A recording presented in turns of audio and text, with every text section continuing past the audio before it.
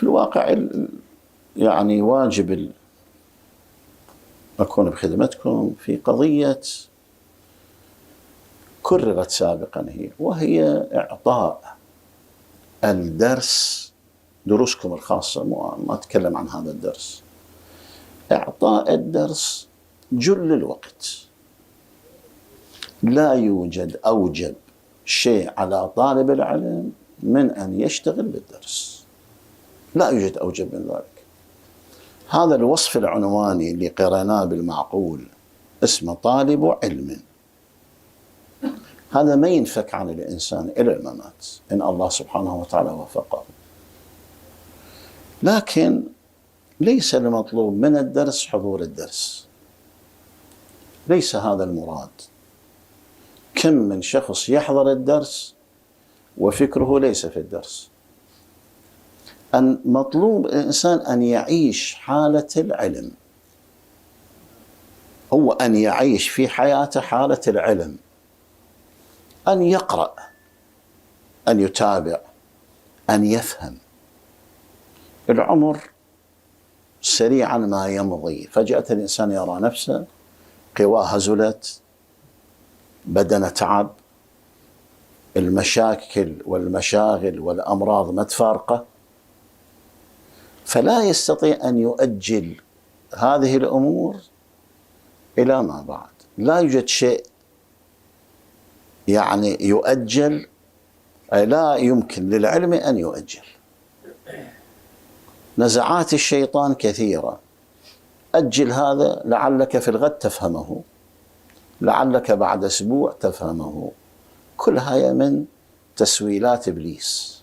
كل هذه الأمور إنسان عليه أن يبذل جل وقته للدرس، والتذاذ بالدرس هي هاي اللذة المعنوية التي لا تساويها لذة لا مادية ولا معنوية غير رضا الله تبارك وتعالى.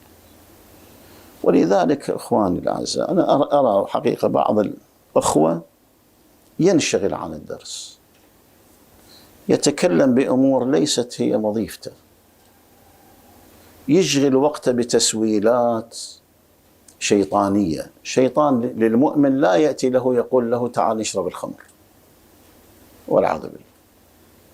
وأنتم تعلمون يعني كبار الأبالسة والشياطين هم قطاع الطرق أمام طالب العلم.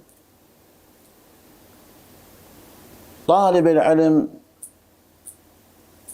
أمام عقبات كثيرة، الشياطين ما تتركه، لأن الشيطان يتألم من طالب العلم فيجند أقوياءه لإصراف الطالب عن أو لصرفه عن طالب العلم،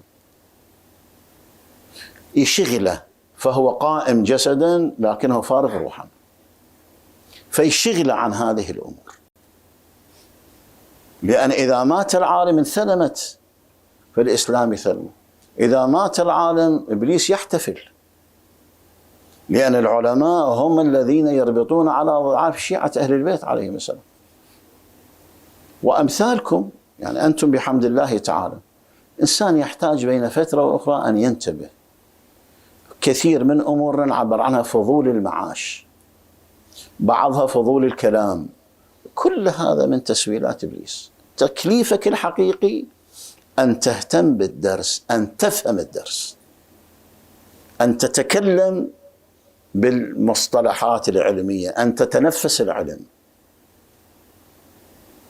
والإنسان بعد الاتكال على الله تبارك وتعالى يستطيع أن يفهم كل شيء. هذا عدم الخوض بالمسائل العلمية، الهروب عنها، الانكفاء عنها، الإنسان يبدأ يستوحش من المادة العلمية. إذا استوحش من المادة العلمية سيتركها، يبقى قائم جسدا كما قلت لك فارغ روحا. بالعكس، إنسان يجب أن تكون عزيمته قوية وشديدة في سبيل أن يفهم المطالب العلمية، وهي ليست متعذرة المنال، وإنما هي متيسرة المنال بعزم منك وإرادة قوية وتوفيق من الله تبارك وتعالى. والله تعالى أيضا يعني هباته لا تعد، فضله لا يعد، رحمته لا تعد، لكن المحل لابد أن يكون قابل. إن شاء الله تعالى حضراتكم أنتم محل قابل، لكن من خلالكم أنا كلامي إلى الطلبة الآخرين، نسأل الله سبحانه وتعالى الثبات في الدين، وأن الله تعالى يوفقنا وإياكم للاشتغال والعلم والتدريس، والحمد لله رب العالمين.